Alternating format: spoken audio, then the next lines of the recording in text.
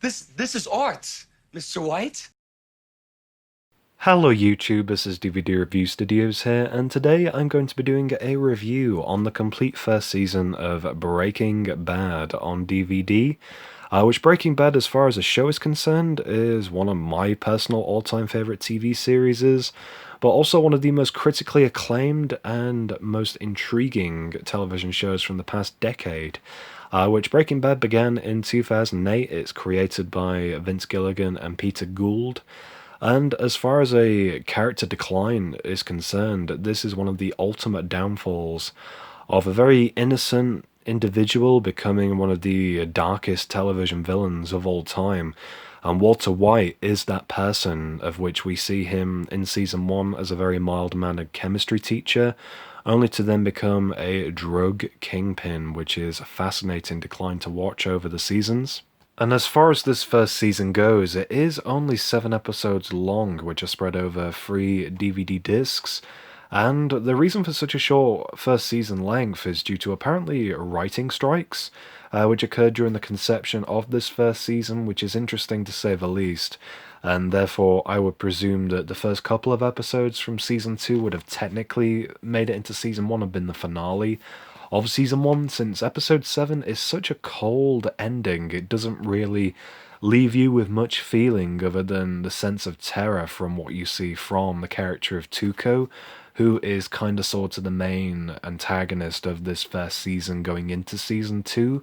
And so before we do delve into the episodes, there are a couple of special features that are worth mentioning on this DVD set, the first of which is an audio commentary on the pilot episode, with Vince Gilligan and Bryan Cranston. Bryan Cranston obviously portraying Walter White.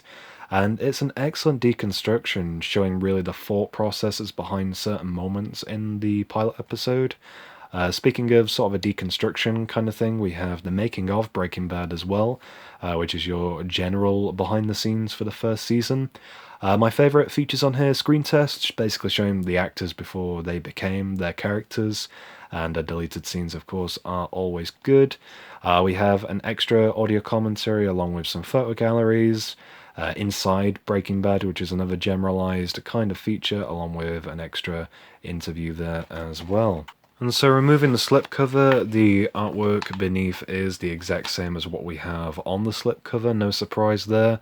And this DVD set is rated an 18 here in the UK for frequent hard drug use and drug references. Again, kind of obvious in terms of the subject matter. And the runtime is 5 hours and 32 minutes. And here are your DVD discs. So disc 1 there with a couple of beakers, disc 2, and disc 3, of course. And on the inside cover, we have the list of episodes, which we shall go through momentarily, along with some stills from some of the special features on this DVD set as well.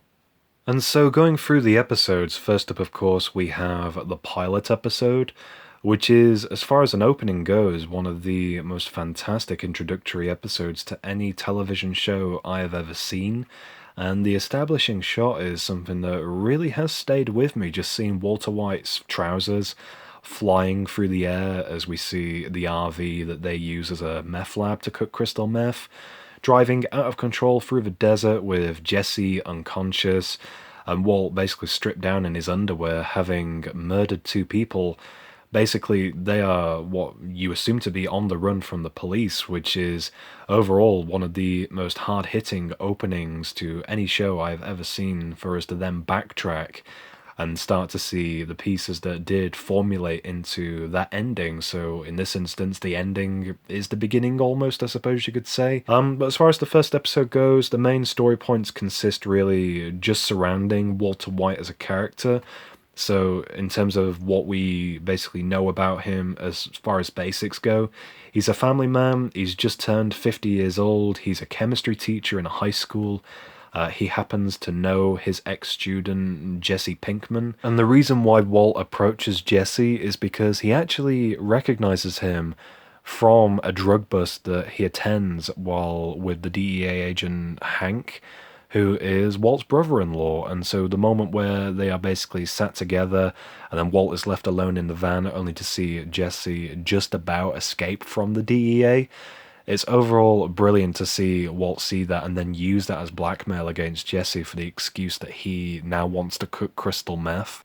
And so, as far as the main storyline is concerned, the so-called action to break bad, as it would be, is spurred on from the catalyst where Walter White is actually diagnosed with inoperable lung cancer.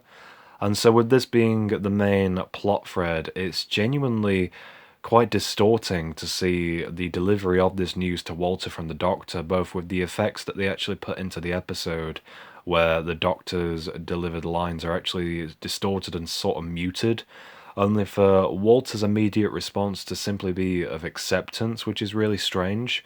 It's almost as though he actually already has in mind the idea of cooking crystal meth, having now known that his life is going to be much shorter. And this is almost spurring towards like a midlife crisis kind of thing, since he does appear to be quite unsatisfied with his life. That is something that is explored in a lot further detail in some of the much later episodes. But as far as it goes with the first couple, particularly with the pilot, it just really shows how Walt has the idea already to start making money just to leave something behind for his family and provide something a heck of a lot more. And it's just so bizarre to see the final meeting with Jesse, where they start creating crystal meth just to show the decaying kind of downfall of the man that we know as Walter White into the ultimate television villain that is simply now known as Heisenberg.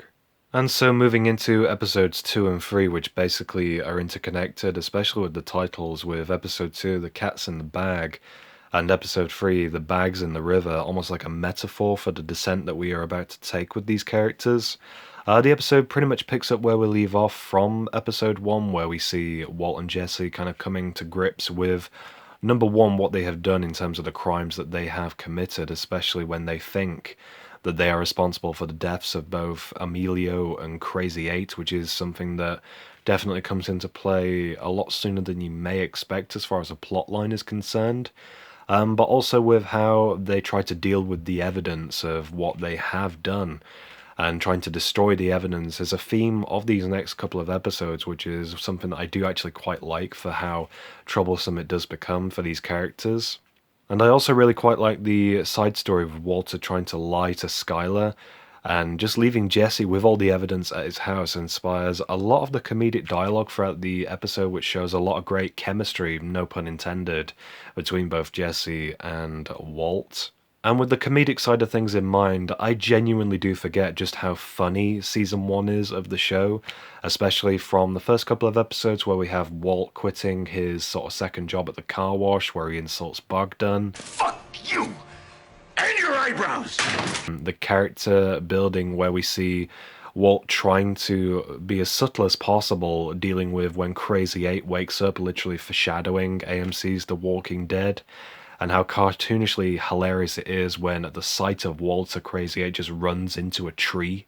And so now with Crazy 8 very much alive and the body of Emilio still plaguing them as evidence, this sequence then initiates possibly one of the most hilarious and grim endings to an episode of Breaking Bad.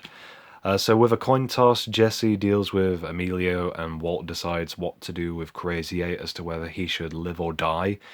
And Walt sends Jesse to go and grab a low-density polyethylene plastic sort of tub, just so then hydrofluoric acid won't melt right through it. Obviously, Jesse ignores this since the tub seems too flimsy, and instead uses his own bathtub, which, as I'm sure you can imagine as to where this is going, yep, the body erodes through, leading to this scene.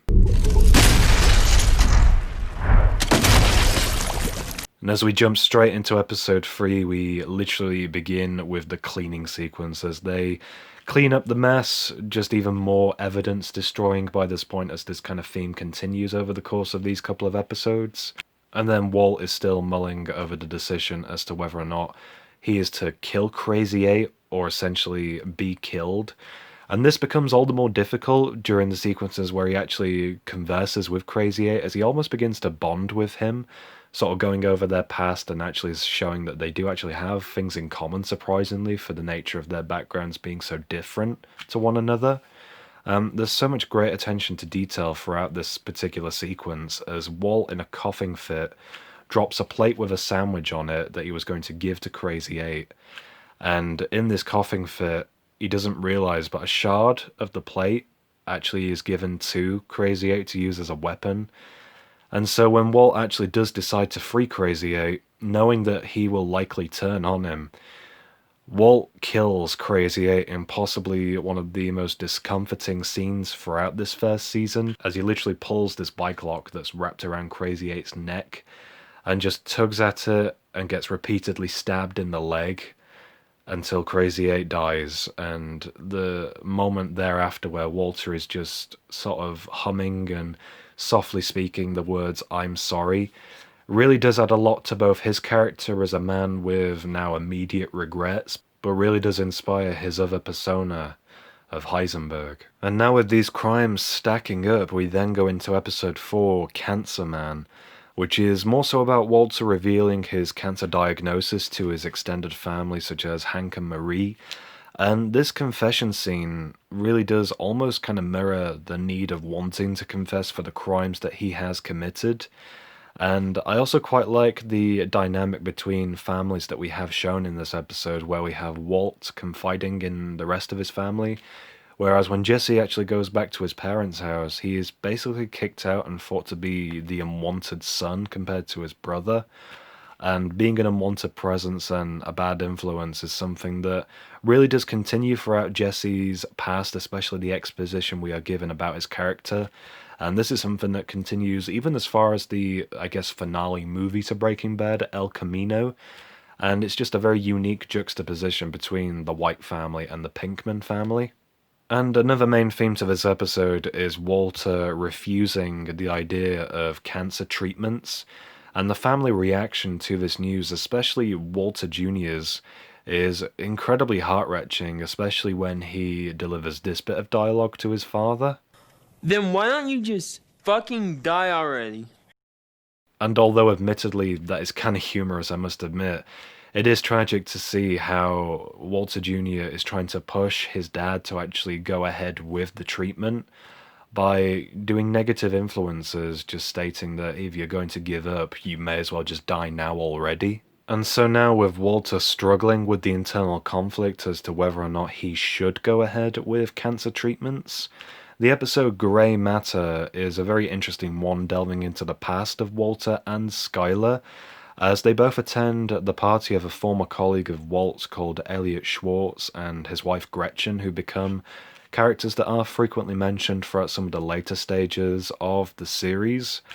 And we see a new side to Walt, where he is both extremely jealous of Elliot's wealth and success, but also very proud and overall quite condescending about the idea of Skylar actually reaching out to Elliot, who offers to pay for the cancer treatments.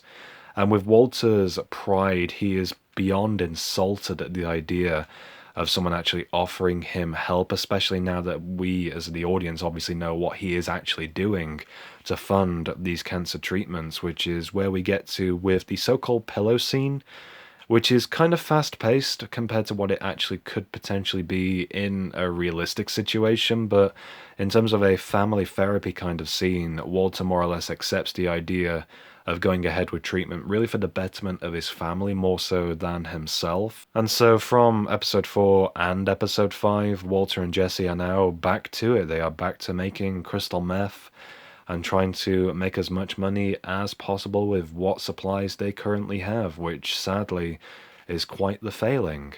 And this takes us into my favourite episode of the season, Crazy Handful of Nothin, which is episode 6, where Walter dictates and divides up the job roles between Walt and Jesse, so Walt does the chemistry, and Jesse deals with the sales side of things, which obviously, as I'm sure you can imagine, goes horribly wrong.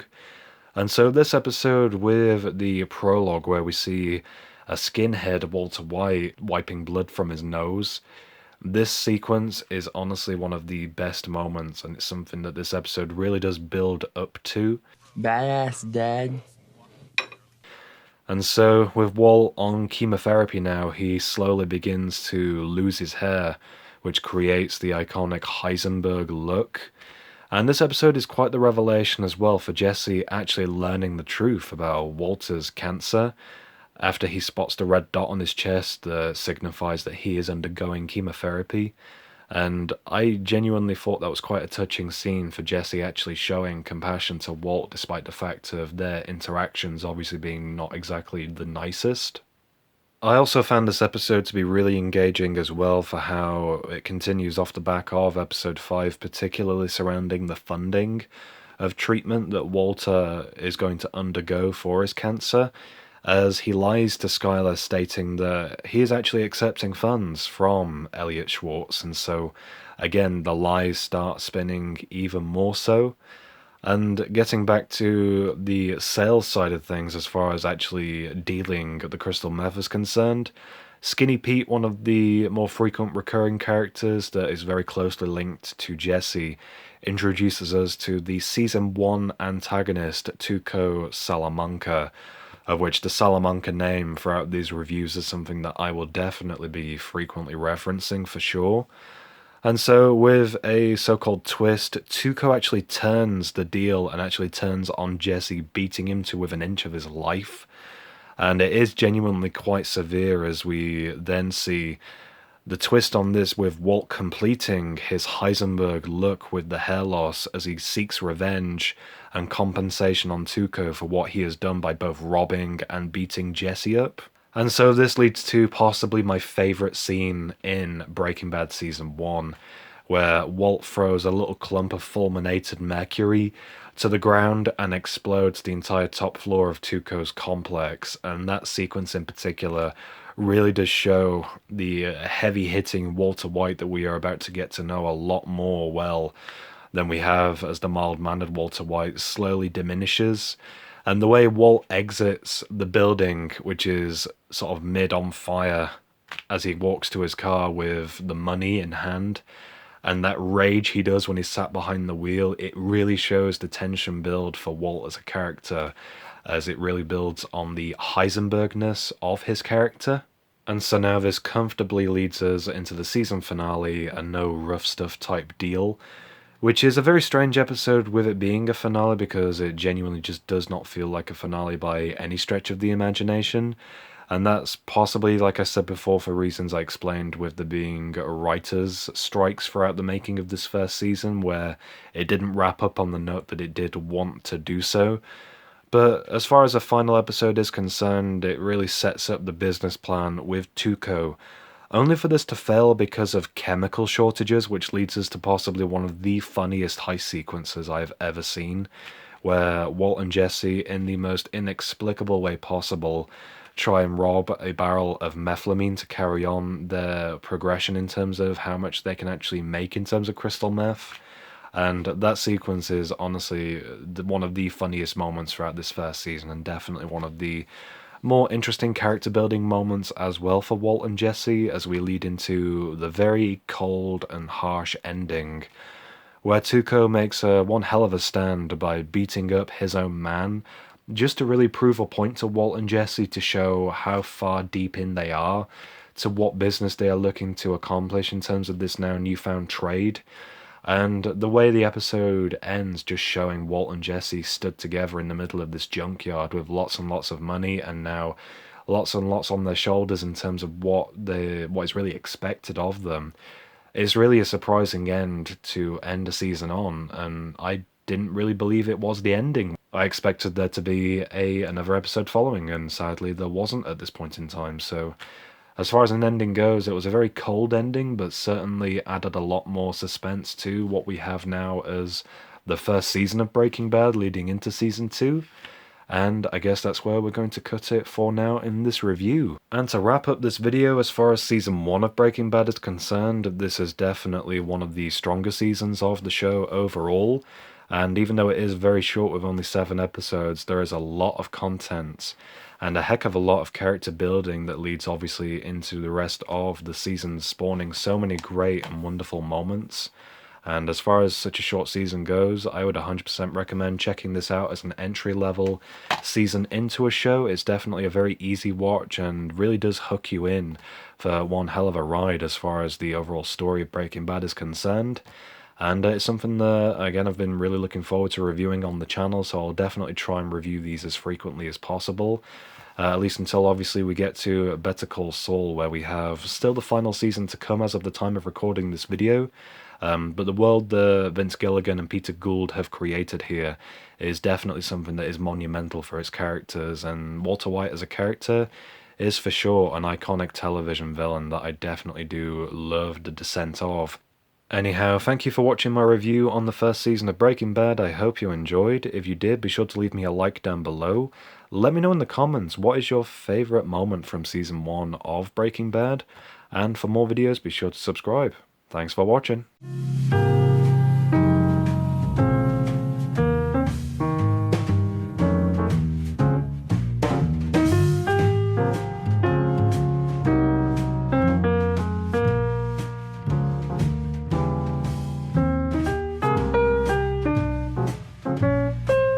Are you threatening me?